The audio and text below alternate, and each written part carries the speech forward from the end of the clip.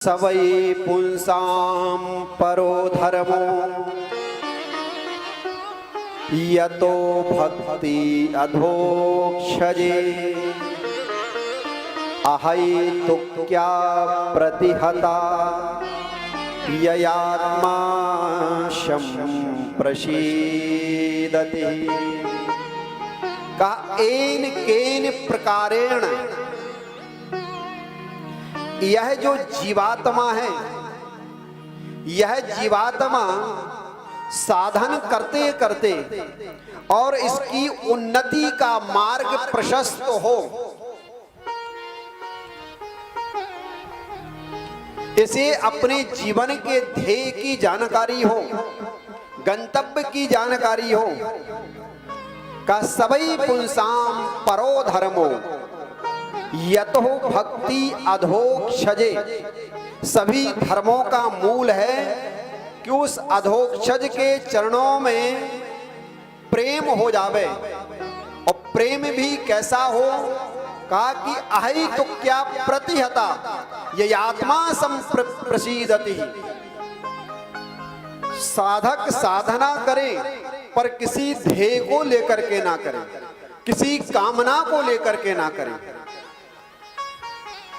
बोले महाराज देखो, ईश्वर ने कितना दिया, इतना दिया, इतना दिया कि वो संभल नहीं रहा है। फिर भी जीवन में और चाहे और चाहे और चाहे की जो लालसा लगी हुई है, ये लालसा कभी भी समाप्त होने वाली नहीं है। तो हम साधना करें, लेकिन साधना भी बिना किसी हेतु के,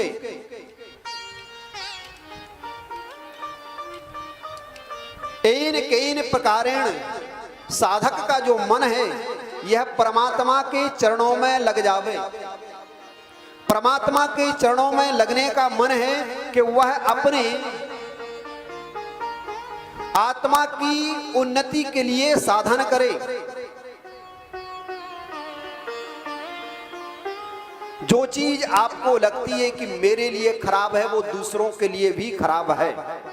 यदि कोई आपके सामने आपसे अपशब्द बोलता है और उन अपशब्दों को, गालियों को सुनकर के आपको पीड़ा होती है, तो आप भी दूसरे के साथ में जब ऐसा बोलोगे तो उसे भी पीड़ा होगी।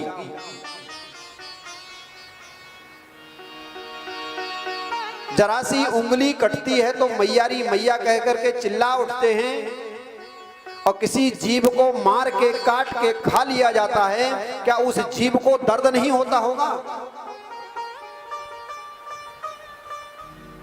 अरे ऐसे भोजन में उसकी पीड़ा निहित है, उसका दुख निहित है, उसका कष्ट निहित है। उस पीड़ा को, दुख को, कष्ट को जब ग्रहण करेंगे तो शरीर में क्या होगा ये पता है। इसलिए शरीर में भयंकर भयंकर बीमारियां जन्म लेती हैं, भयंकर भयंकर रोग जन्म लेते हैं।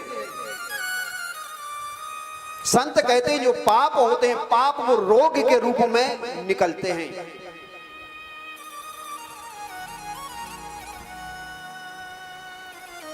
जीवन में श्रेष्ठ कर्मों को करें, साधक अपनी उन्नति के बारे में सोचे, उस अधोक्षज के चरणों में बिना हेतु के प्रेम किया जावे, क्योंकि धर्म का प्रयोजन होता है मोक्ष।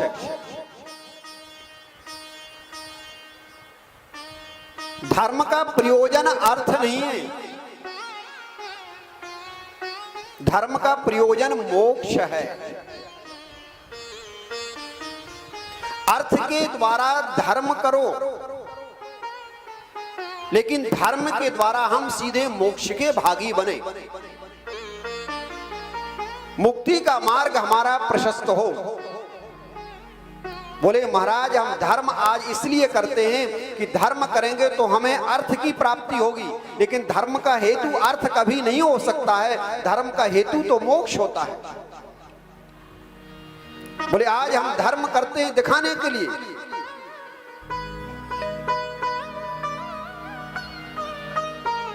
बड़े बड़े ट्रस्टों में बड़े बड़े चीजें कहना नहीं चाहिए, लेकिन होता ऐसा ही है कि नंबर 2 का वो नंबर 1 का वहां किया जाता है।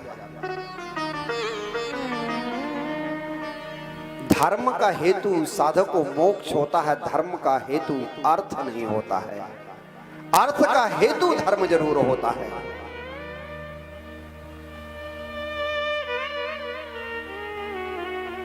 उस अधोक्षज के चरणों में साधक की अहेतु की भक्ति हो जावे, बिना किसी हेतु के प्रेम हो जावे,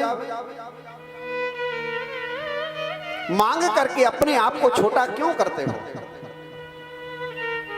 उस माता पिता को पता नहीं है कि बालक को किस समय कौन सी चीज देनी है।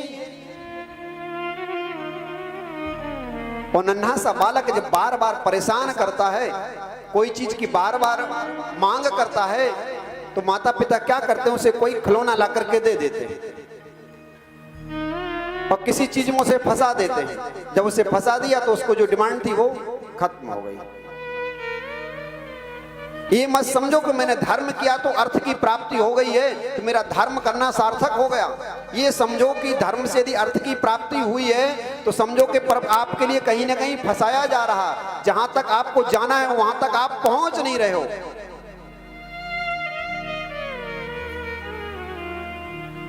ये तो बीच में छोटे छोटे लुभावने आपको लालच दी जा रही है। इसी लालच में यदि फंस गए तो जो हमारा गंतव्य है, जो हमारा साथ है, हम फिर वहां तक नहीं पहुंच सकते।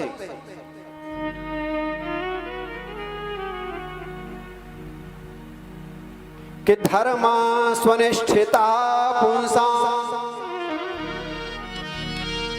विश्वक्सेन कथा सुया।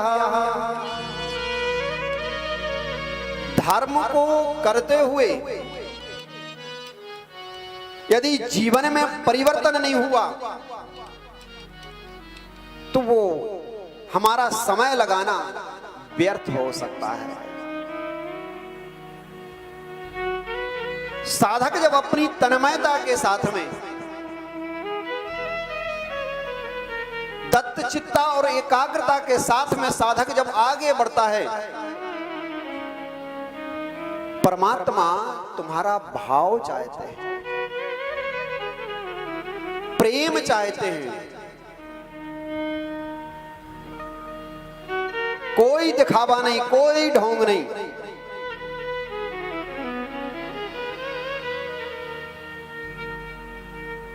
कि निर्मल मन जन सो मोहि पावा। निर्मल मन जन सो मोहि पावा। मोहि कपट छल छेत्र न भावा। हरि बोल। मोहि कपट छल छेत्र न भावा। ओ राम ही केवल प्रेम प्यारा। राम ही केवल प्रेम प्यारा। जान ले जो जानहारा। जान ले जो जानहारा। जैसे हो वैसे प्रदर्शित हो जाओ। ईश्वर ने इतना दिया कि मैं संभाला नहीं जा रहा। और क्या चाहिए? मांग करके अपने आप को छोटा क्यों करते हो? धर्म का हेतु अर्थ नहीं है, धर्म का हेतु मोक्ष है। और कथा सुनते सुनते जीवन में यदि परिवर्तन नहीं हुआ तो कथा सुनना बेकार है।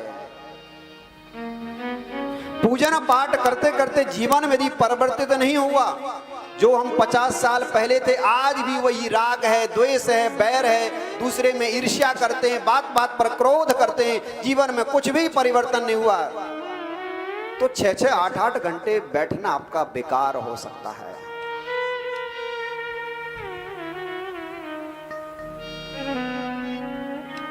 बीच बीच में संत लोग आकर के, भक्त लोग आकर के, साधक लोग आकर के बार बार हमारे लिए जगाते रहते हैं, जगाते रहते हैं, जगाते रहते हैं। साधक अब तो जाग जाओ, अब तो जाग जाओ, अब तो जाग जाओ।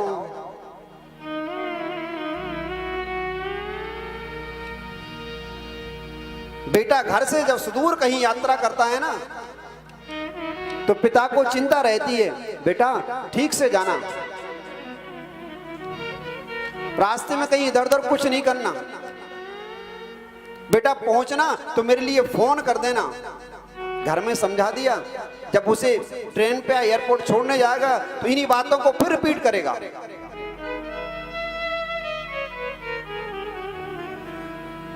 बेटा ध्यान रखना, पहुंचना तो फोन कर देना।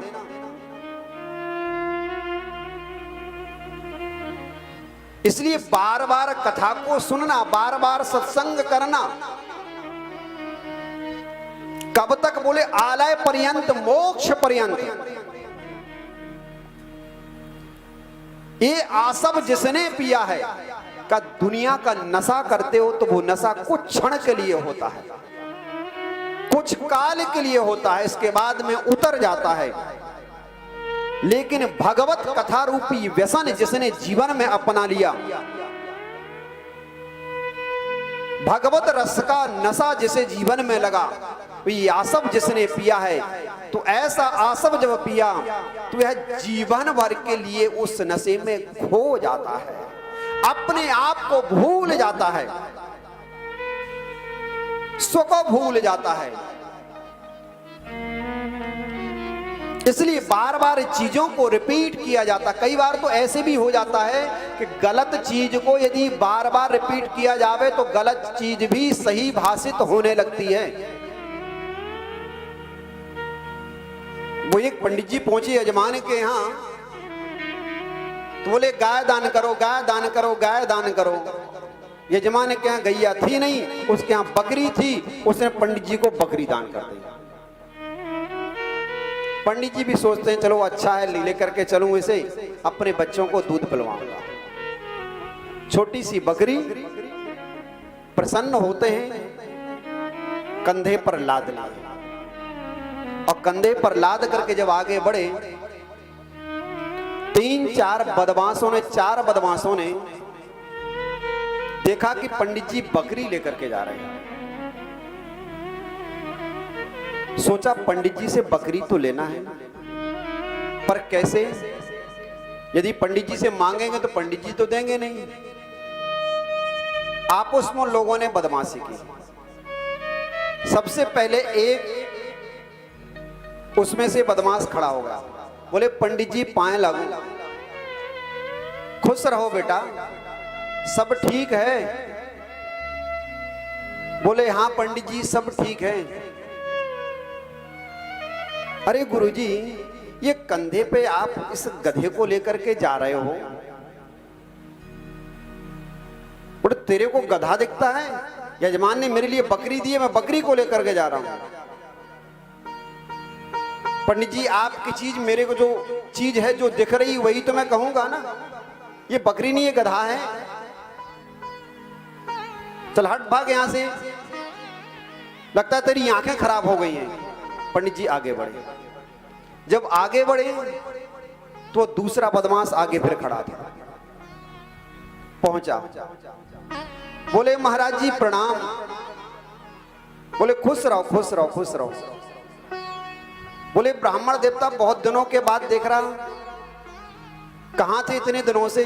बोले बस पूजन पाठ में लगा रहता हूं, आज मैं यजमान जी के यहाँ गया था।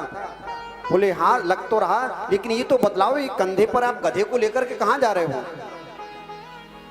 बोले गधे को? बोले ये बकरी है, मेरी यजमान ने बकरी दी, गधा नहीं है। बोले ना ब्राह्मण देवता, ये गधा तुम कंधे पर लेकर के जा रहे हो। बोले तुम्हारी आंखें खराब हो गई हैं, ये गधा नहीं ये बकरी है। बोले ना ये गधा है। बोले तुम चलो हटो, हमको अपने गांव जाने दो। ब्राह्मण देवता वहां से आगे बढ़े, तीसरा रास्ते में खड़ा था, और जब ही उसने पंडित जी को देखा तो दौड़ करके आया, और दौड़ करके आकर के पंडित जी के चरणों में लेट गया। खुश रहो बेटा खुश रहो खुश रहो, उठो, सब कुशल मंगल? बोले हाँ सब कुशल क्षेम है पंडित जी, आपकी कृपा है। परिवार? बोले परिवार में सब कुछ ठीक ठाक है, लेकिन पंडित जी ये गधा कंधे पर लेकर के कहां जा रहे हो तुम? ले गधा? बोले जो मिलता वही गधा कहता है, जो मिलता वही गधा कहता है। बोले ये बकरी है। बोले पंडित जी ये गधा है। बोले तुम हटो यहां सामने से, हमको जाने दो। पंडित जी आगे बढ़े। जब आगे बढ़े तो चौथा खड़ा हुआ था, दूर से हाथ जोड़ करके, पंडित जी प्रणाम, खुश रहो, सब कुशल मंगल। बोले हाँ सब कुशल मंगल। बोले पंडित जी ये कंधे पर गधा क्यों लाद करके रखा है आपने? पंडित जी सोचते हैं क्या हो रहा मेरे साथ में, जो देखो उसको देखो, इस बकरी को गधा सब बोले, इस बकरी को गधा सब बोल रहे हैं। पंडित जी सोचते हैं यदि मैं इसको लेकर के गया और गांव में पहुंचा तो गांव के लोग क्या करेंगे, सब मेरी हंसी उड़ाएंगे। हो सकता है ये वृद्धावस्था है, आंखों का मेरा कोई दोष हो, या जजमान कोई ऐसी जादू जानता हो कि उसने गधे को दान किया हो, मैं बकरी समझ रखा हूं, और अपने सामने उसे बकरी बना देगा, बाद में गधा बन गया हो। ये ठीक नहीं है। और उसको उतार दिया। अब बकरी को जब उतार दिया तो पंडित जी चल बसे आगे गए गांव में। इधर चारों बदमाशों ने इकट्ठा होकर के बकरी को पकड़ करके ले गए। कहने का भाव ये है कि कभी कभी असत्य चीज भी सत्यवत प्रतीत होने लगती है बार बार रिपीट करने से। वो थी तो बकरी, लेकिन चार लोगों ने जब उसे गधा गधा कहा तो पंडित जी को विश्वास था, वो डगमगा गया, उसे छोड़ दिया। इसलिए कहा इस जब असत्य बार बार कहने से सत्यवत प्रतीत होने लगता है, तो सत्य को जब बार बार कहोगे तो सत्यवत प्रतीत क्यों नहीं होगा। इसलिए बार बार धर्म की जय बोली जाती है, धर्म का नाश बोला जाता है कि कहीं यदि धर्म के विपरीत कोई कार्य हो रहा है तो हम उसे रोकें। कथा सुनते, भागवत सुनते हुए जीवन में हम अपने आप को परिवर्तन करें, जीवन हमारा बदल जावे। और जीवन हमारा बदल जावे और चित्त ये तभी बदलेगा हमारा जब इसमें सत्संग रूपी भगवत कथा रूपी आसव हमारे कानों में जाएगा। किसान खेत में बीज को तभी बोता है जब देखता है कि बरसात हो गई है, जमीन उपजाऊ हो गई है, उसमें बीज को फेंकता है और बीज प्रस्फुटित होकर के उग जाता है। और उग करके किसान को तभी खुशी होती है जब उसकी फसल हरी भरी होकर के लहलहा रही होती है। ऐसे ही इस कथाओं को सुनते, सत्संग को सुनते सुनते चित्त हमारा जब द्रवीभूत होता है, और चित्त जब हमारा द्रवीभूत होता है और उसी समय का वक्ता के द्वारा भगवत नाम रूपी फसल को जब इसमें डाला जाता है तो साधक का जीवन स्वतः ही अपने आप में परिवर्तन हो जाता है। तो कथा सुनते, भागवत सुनते, सत्संग करते करते जीवन में परिवर्तन अवश्य जरूरी है। भले एक शब्द सुनो, जरूर नहीं कि 3 घंटा बैठना है कि 6 घंटा बैठना है, एक शब्द सुन के भी जीवन परिवर्तन हो जावे तो बहुत बड़ी बात है। एक विद्यार्थी पढ़ता रहता है सुबह से शाम तक, लेकिन जब रिजल्ट आता है तो पता चलता है कि वो फेल हो गया। और एक स्टूडेंट होता है कि घंटे 2 घंटे ही पढ़ता है, उसका जब रिजल्ट आता है तो पता चलता है कि वो 99 नंबर से बहुत अच्छे मार्क्स से पास हुआ है।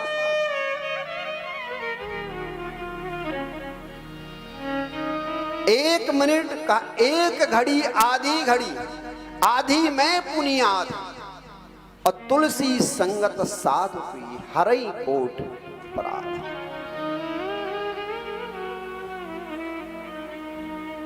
फुर्सत न होगी काम से, कुछ समय ऐसा निकालो, प्रेम कर लो हरि नाम से। जीवन को बदलो, परिवर्तन करो। धर्म का हेतु मोक्ष है, धर्म का हेतु अर्थ नहीं है। और अर्थ के द्वारा, धर्म के द्वारा कभी भी हम ऐसी आकांक्षा ना करें कि इससे हमें अर्थ की प्राप्ति